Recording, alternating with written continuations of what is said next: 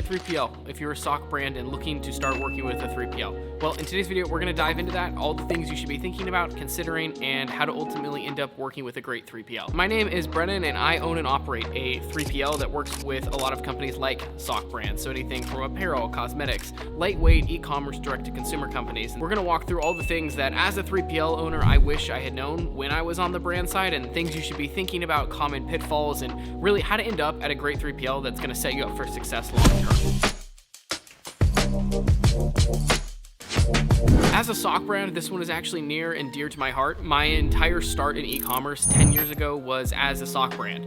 I actually manufactured, printed, and shipped and fulfilled all of my own socks for the last 10 years, and we still actually own and operate that brand out of the same building we run the 3PL out of. Super familiar with the world of socks and anything else that could possibly come with it, so whenever we hear from brands that are working on socks, it always gets me super excited. So super excited to dive into this one. So first off, should you even be working with a 3PL in the first place?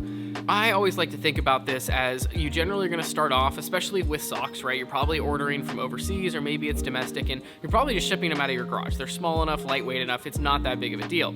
Well, the problem happens when maybe you go on vacation, or now you're shipping 10, 20, 30 orders a day. Your time kind of starts to get eaten up by that.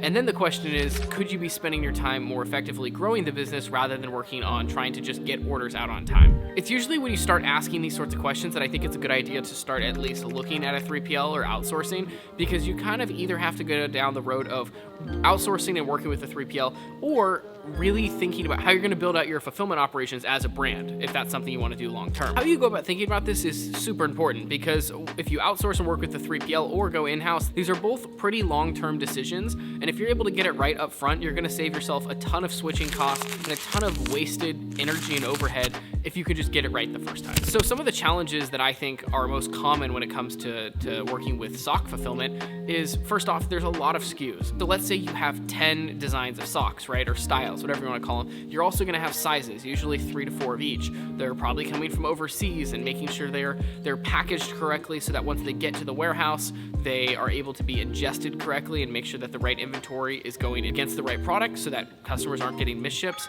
The other thing that comes with socks is sometimes you have bad socks that come from your supplier, and depending on how comfortable you are with your supplier, maybe you need to filter through these, maybe you don't.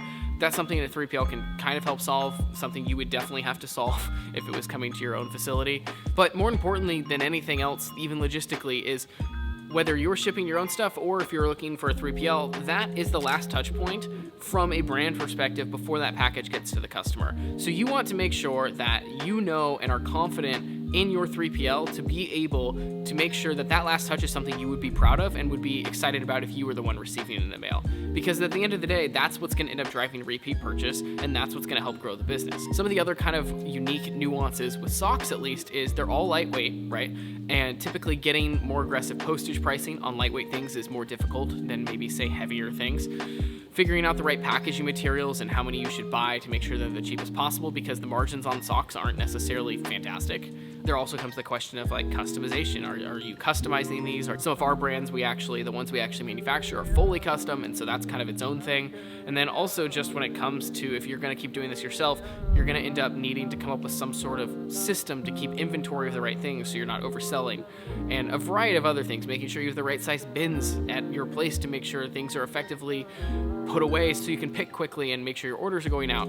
So these are kind of like a lot of the overhead things that a 3PL might solve, and they can solve, and that's really their purpose, is to solve these things. But it's all this little nuance that you might not think about that is just important to understand when you go into the process of looking at working with a 3PL, because you're going to be able to understand a lot better where that 3PL is coming from and the real problems that 3PL is going to solve for you. So some of the key things I think are important. If I'm a sock brand and I'm looking to work with a 3PL, first off, I'm asking, do you work with any other sock brands? I think this is super important because, like I said, there's nuance. Whether you're in apparel or cosmetics or whatever it is, there's always going to be nuance to a category. And so if you're able to work with a 3PL that might have done a really good job for another brand in the similar category, they're going to solve a lot of problems right away that you wouldn't even know were going to be problems. I know for socks, for example, there was this ongoing issue for years that we ended up finally getting a grasp on, which was how do you actually import into all the different countries correctly? They all have these different codes that you need, and making sure there's certain tricks and ways to get things through customs in some countries and not in others, but it only applies to certain categories. And so for us, as someone who ships a ton of socks, we've solved a lot of those problems. We know the right packaging to use. We know what carriers we should and should not be using and in which ways. We know how to get things there in 2 day versus 1 day cheapest. Like,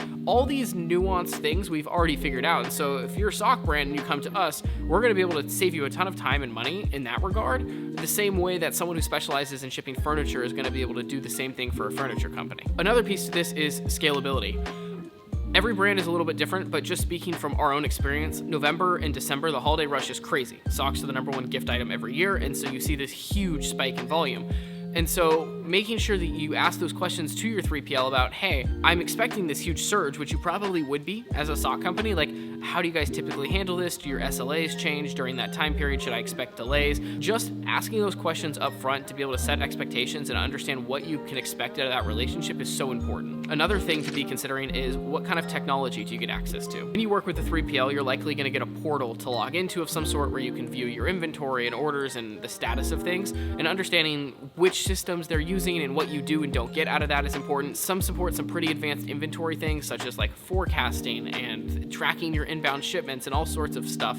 Things that might actually help you as a business and save you money on software that you might be paying other places, you probably could get out of your 3PL portal. And so it's just important to ask those questions up front to see, like, hey, what are other brands utilizing out of your guys' software? What's most useful? Are there things that I might find useful that I'm not even using now?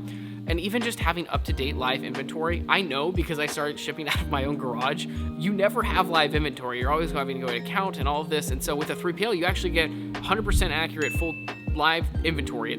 It's magical once you get in there. It's crazy. It's like I could never even maintain this on my own without a similar system, which as a brand, you're probably not going to go put in place yourself. Which then leads you to having more accurate forecasting, not over-ordering things because your inventory is wrong or you lose things. There's so many second-order effects of making sure your inventory is accurate and correct that I think is sometimes underappreciated, that it's one of the things I stress most to people. Another big consideration is just geographic location. And luckily with socks, I don't think that it matters that much, only because they're so lightweight that whether you're shipping out of the middle of the country or either of the coasts or both, your cost of shipping does not go up significantly just due to how light they are. Your time in transit is definitely variable, but it's really not that much. I feel like at least with the past 6-12 months of the stuff we've been shipping, it's a difference of like 1 to 2 days sometimes for us to ship to LA versus New York. So a West Coast versus an East Coast, and we're shipping from the West Coast. And so the delivery time, especially with socks, has never been too big of an issue that we face for our own brands, and even some of the sock brands that we ship on behalf of. It's never been an issue as long as you set the expectation correctly. And sure, go offer a 2-day or an overnight option at checkout, but the reality is most customers are going to end up opting for the cheapest or free shipping option anyways. And really the kind of last consideration that I think about is, are you going to be doing custom packaging or any kind of special kitting requests or anything out of the ordinary from a traditional pick and pack process that you should be letting your 3PL know about ahead of time before you even really start getting pricing from them. In our experience, there's been cases where we'll onboard a customer and then they're like, hey, well, we actually need X, Y, and Z, and sometimes it's something that we might not support. And so making sure to lay all your cards out on the table and tell them everything and let them come back to you with how they might solve each of those is something I think really beneficial for both the 3PL and the brand. So great, let's say now you've got a pretty good understanding of the questions and things you're gonna wanna understand when talking to a 3PL initially. What are the next steps and what are some common mistakes that I think people make that could be easily avoided? Well, typically the next step is you're going to get some sort of pricing or proposal from the 3PL that you've been talking to. It's going to outline the different fee structures. And one thing that I always recommend, regardless of the 3PL you're talking to, I always like to send them a 30-day history of my orders in Shopify and say, hey, can you model this out and let me know what my cost would be? And the reason for this is every 3PL prices things slightly different. So understanding what your all-in cost at the end of the month is really a more valuable metric than trying to compare the pick and pack fees versus the cost of a label versus the cost of a box. I've always found that all kind of averages out, and at the end of the day, you're choosing a partner you want to work with, and the cost is all super similar in my experience. It's just a matter of where it shows up in the price breakdowns. So I always think that's a super valuable exercise, and also typically As on the 3PL side, it's not that hard for us to do. And so I think it's kind of a good sign if you're talking to a 3PL and like, no, we don't do that.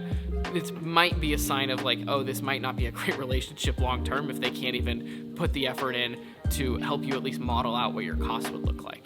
Another common mistake is not just understanding how that specific 3PL's onboarding works. Every 3PL is going to be somewhat of a similar onboarding. You're going to send your product in, you're going to connect your stores to the dashboard and make sure all the orders are syncing, but everyone has a little bit of a different process. And so understanding what your communication looks like. Are you working with an account manager? Is it a support phone call? Like, what do your support options look like? Who's taking care of the onboarding and who's going to be your main point of contact? Because the reality is, when onboarding with a 3PL, there's always going to be things that come up. I can't name a single customer that we've onboarded that has been a completely just no questions asked customer. There's always something, right? Every brand is a little bit different and every 3PL is a little bit different. And so understanding what your communication structure looks like before you actually get into it, I think is super important, so that when the time comes that you do need to escalate something or get something sorted out immediately, you know your exact path to do that. Related to that, also understanding what receiving should look like. Most 3PLs are going to want your products barcoded and bagged in the case of socks sometimes, or maybe they're fine in the packaging, but understanding what's going to make the 3PL's life easier when receiving things is going to go so far in terms of points with you with the 3PL and just making sure your stuff gets into inventory faster. And in a lot of cases, 3PLs are going to charge for receiving anyways, but it's usually going to be cheaper if it is compliant in terms of making sure it meets all their standards. For example, in our case, we do not charge customers receiving fees, assuming it's compliant, meaning it's barcoded and it's clear what's there, but we do end up charging for non-compliant things. And so if you can understand before you work with the 3PL how to meet those standards, it's going to end up saving a lot of money if you can just set it up correctly the first time and let that supplier that you're working with keep repeating the same process. And one of the most common questions that we get during this process is actually, how do you transition? Let's say I'm shipping stuff out of my own garage and I want to work with a 3PL. Well, what's the way to do that? Because I don't want to have this spot where I'm not shipping orders. I don't want customers to get pissed. I still want to grow the brand. What we generally recommend is send your 3PL 80% of your inventory. Let them work on getting that into inventory. As soon as it's loaded up and ready to go, flip the switch off, choose a day or a time or whatever it is for you to stop self-fulfilling, let it all run into the 3PL, and then send in that remaining 20%. You end up with no downtime, and this is usually pretty straightforward as long as you agree on that cutoff and make sure that you have the right inventory in the right places. Obviously, the more SKUs you have, the more complex this gets, but if you can use that as a general rule of thumb, it tends to work pretty well. Another thing is, I think it's really important to just be curious and ask your 3PL any and everything. One of my favorite kinds of conversations to have is when we have customers come to us and be like, hey, can you explain X, Y, and Z? Because logistics can be overwhelming. It's this overarching concept, right? And it's totally normal to not understand how every piece of the process works, especially when you're getting inventory from overseas. It goes through a customs broker, it's in a port, it gets trucked here, then we deal with it and we send it out postage in a completely different way. And we've been doing this for a long time, and we're always happy to share how things work, because we always find that if we're able to help educate our customers on what we do and how the whole process works, at the end of the day, everyone has a more clear communication idea of what is actually happening, and it's just generally better for all parties involved. And so I think it's always important to ask questions, be curious.